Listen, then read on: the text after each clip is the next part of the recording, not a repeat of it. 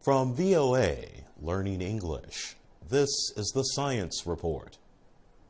The amount of fish being caught worldwide is much larger than has been reported. And that could mean serious problems for the environment and nations that depend on fisheries. A new estimate places the world fish catch at 109 million metric tons. That is 32 million tons higher than the yearly totals governments have been reporting. The same report notes that the world's fish catch has been shrinking since the late 1990s. Countries report their industrial catches to the United Nations Food and Agriculture Organization. But they do not report other kinds of fishing. This includes that fishing done for recreation and individual food, and the catches of small commercial fisheries, known as artisanal fisheries. Daniel Pauly of the University of British Columbia led the study. He noted that a large percentage of the world's fish catch is thrown away. He told VOA that better estimates of the actual global catch will help ensure there will be enough fish in the future. He added that fish catches have been decreasing since 1996. The researchers also found ways that the world's fisheries are changing. It found that fishing fleets of larger nations are catching fish in the waters of developing countries more and more.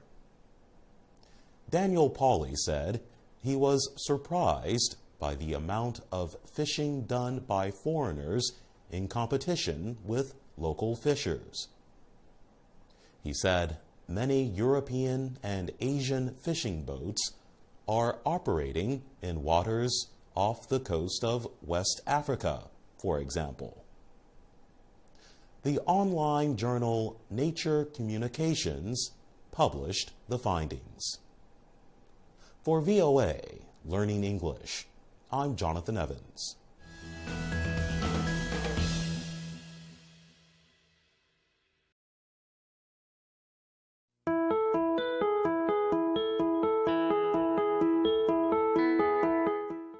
From VOA, Learning English, this is the Health Report. Even in the world of medicine, what is old is new again. Thousands of years ago, Egyptians used copper to sterilize drinking water. They knew copper could destroy bacteria in the water.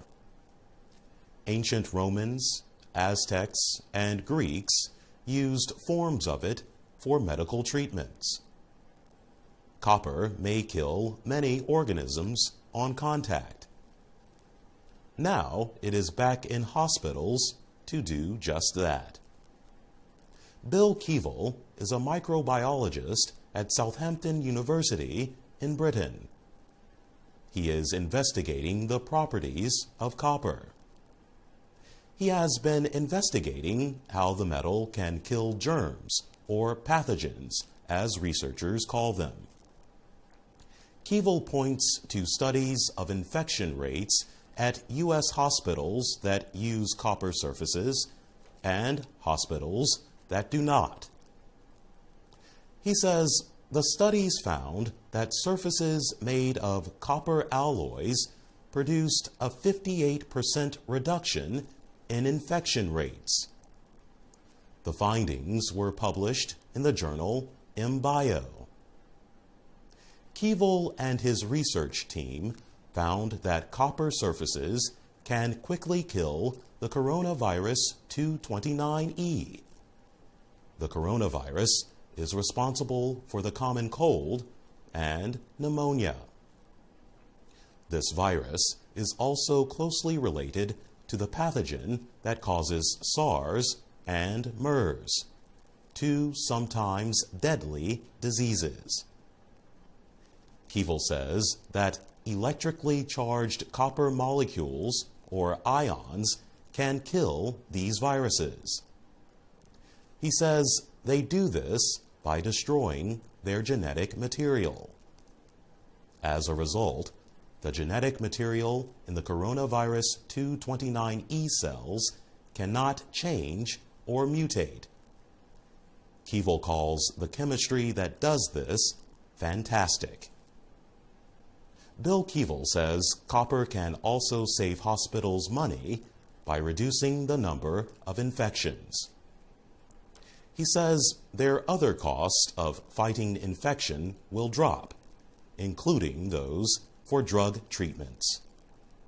For VOA Learning English, I'm Jonathan Evans.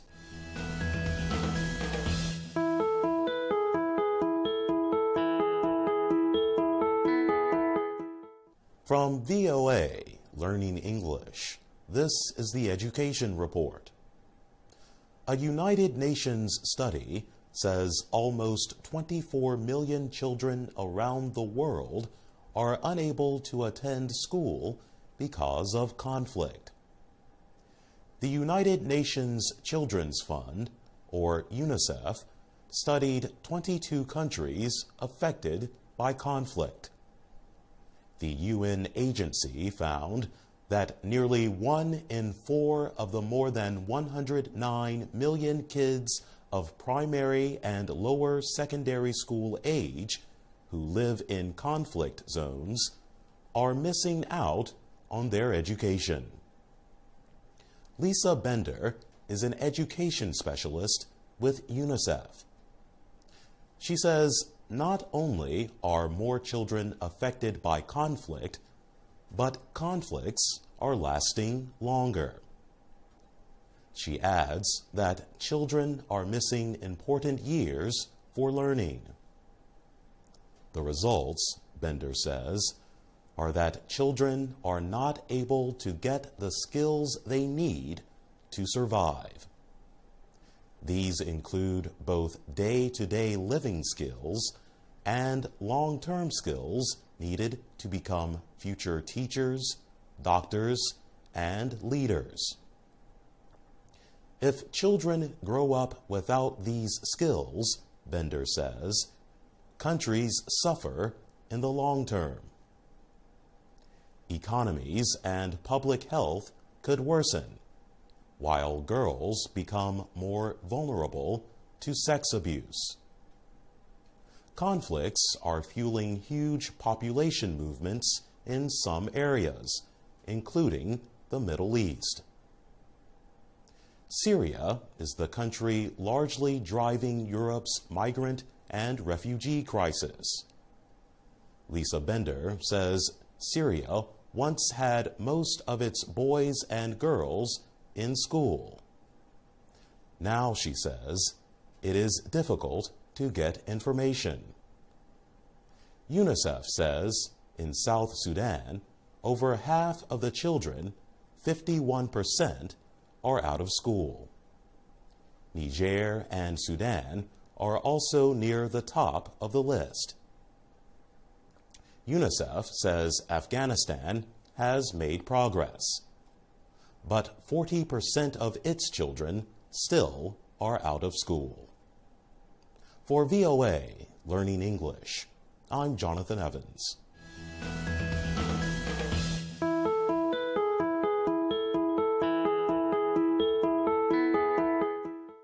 From VOA Learning English, this is the Economics Report.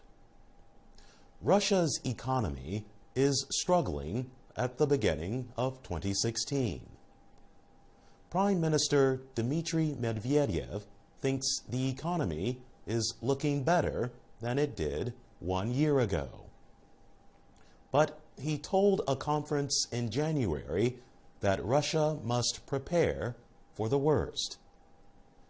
Medvedev spoke in Moscow at the yearly Guider Forum on economics. He said 2015 was probably the most difficult year for Russia economically in the past 10 years.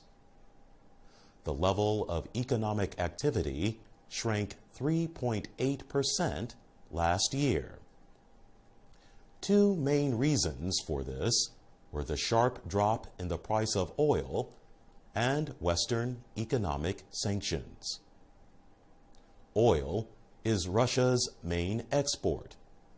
Its price has dropped about 70% to $30 a barrel over the past 12 months. Western countries placed sanctions on Russia because of its 2014 takeover of Crimea. Russia also has continued its military support for rebels in eastern Ukraine. The Western measures have cut off Russian banks from international credit. The value of the ruble has dropped from a high of 30 to the US dollar to about 75. Inflation was a major concern for Russians last year. On average, prices increased at a rate of 15% in 2015. But consumer food prices increased between 20 and 30%. High inflation has hurt Russia's poor. The number of Russians below subsistence poverty rose to more than 20 million last year from 18 million a year earlier. Medvedev admitted the government would likely face budget cuts. About half of Russia's budget depends on oil export revenues. Observers say oil prices could drop further to $20 a barrel. For VOA Learning English, I'm Jonathan Evans.